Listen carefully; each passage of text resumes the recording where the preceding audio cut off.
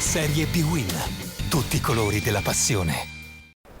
Triestina-Crotone è la sfida fra due delle formazioni più in forma di questa Serie B. La Triestina arriva da 4 partite senza sconfitte, il Crotone invece dopo 6 giornate non ha ancora perso.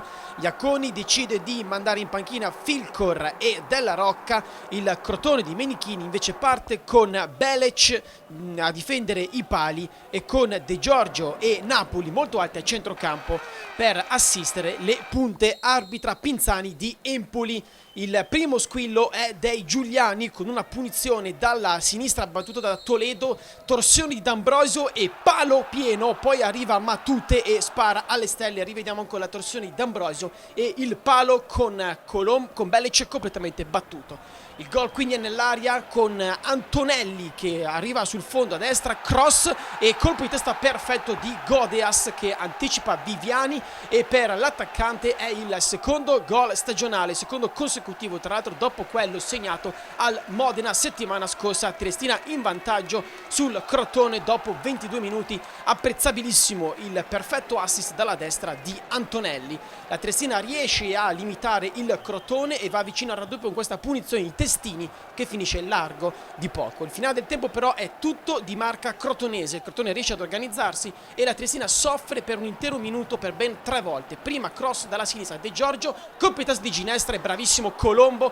ad alzare sopra la traversa. Non è finita perché dal calcio d'angolo seguente ancora un cross, questa volta dalla destra del Crotone. C'è tutto solo sul secondo palo Viviani, colpo di testa a lato di poco, Viviani dimenticato dalla difesa della Triestina. L'ultimo pericolo prima della fine del primo tempo arriva ancora ed è per il Crotone, cross della destra, De Giorgio al volo e Scurto è bravo ad anticipare l'attaccante avversario in scivolata. Si riparte con ancora questa volta il Crotone bravissimo a spingere e a cercare il pareggio. Prima una punizione di ginestra che finisce fuori alla destra del portiere della Triestina, non di molto, sembrava sulla traiettoria, e poi un'iniziativa personale di Napoli.